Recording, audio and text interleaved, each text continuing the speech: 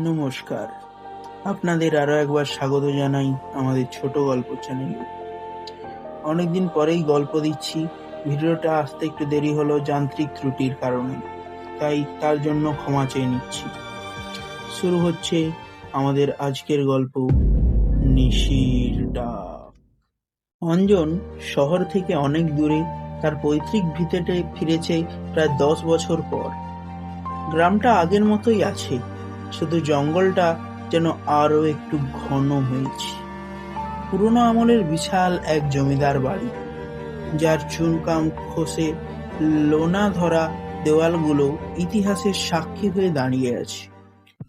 সেদিন ছিল অমাবস্যার রাত।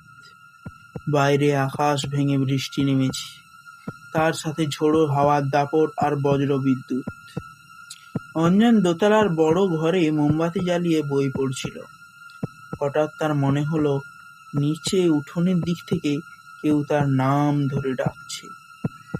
অঞ্জন, নিচে আয় অঞ্জন। খুবই পরিচিত কণ্ঠস্বর, ঠিক যেন তার ছোটবেলার বন্ধু বিশু, যে বছর 3 আগে এক দুর্ঘটনায় মারা গেছে। অঞ্জন চমকে উঠল।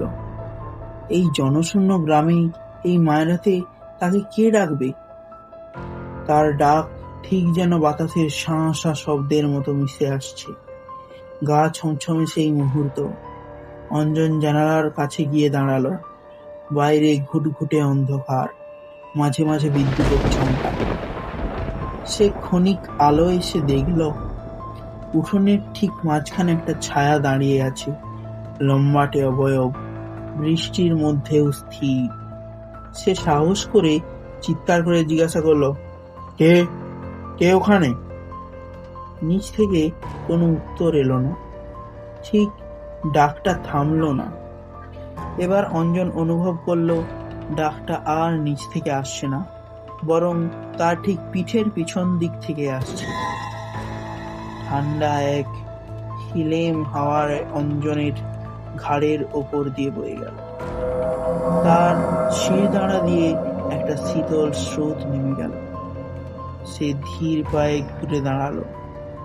মোমবাতির টিমটিমে আলো এসে দেখলো ঘরের দরজার কাছে কেউ দাঁড়িয়ে আছে। তার পরনে ভেজা কাপড়, শরীর থেকে জল চুইয়ে পড়ছে, কিন্তু অদ্ভুত ব্যাপার, মেঝের ওপর কোনো পায়ের ছাপ পড়ছে না। ছায়াটি ধীরে ধীরে এগোতে লাগলো। অঞ্জন দেখলো লোকটির মুখটা ঝাপসা, কিন্তু চোখ দুটো জ্বলছে আগুনের গোলার মতো। সে অস্ফুট স্বরে বলল, বিশু, তুই এখানে কি করছিস? ছায়াটি অট্ট হাসি দিয়ে উঠল। সেই হাসির শব্দের ঘরের জানালার কাঁচগুলো ঝনঝন করে ভেঙে পড়ল। অঞ্জন চিৎকার করতে চাইল, কিন্তু তার গলা দিয়ে কোনো স্বর বেরোচ্ছে না। অন্ধকার সেই মুহূর্তে ঘরের চারদিকটা গিলে ফেলল। পরদিন সকালে গ্রামের মানুষ অঞ্জনকে ঘরের মেঝেতে অচৈতন্য অবস্থায় খুঁজে পায়। তার সারা গায়ে পায়ে কাদা মাখানো, আর গলার ওপর কালশিটের দাগ, যেন কেউ খুব শক্ত করে হাতে তাকে চেপে ধরেছিল। গ্রামের বয়স্করা বলেন, পুরনো ভিটের নাম ধরে ডাকলে কখনো সাড়া দিতে নেই, বিশেষ করে যদি ডাকটা চেনা মানুষের হয়। অন্তত তাই কেউ আপনাকে যতক্ষণ না 3 বার ডাকছে, রাত্রে ভুলেও কারো ডাকে সাড়া দেবেন না। আপনাদের যদি আমাদের গল্পটি ভালো লেগে থাকে তবে অবশ্যই ভিডিওটিকে একটি লাইক করে দেবেন, এবং এরকম গল্প আরও শোনার জন্য আমাদের ছোট গল্প চ্যানেলটিকে সাবস্ক্রাইব করবেন, এবং একটি সুন্দর কমেন্ট করে যাবেন, যাতে আমরা আরও গল্প বানাতে অনুপ্রেরণা পাই। নমস্কার।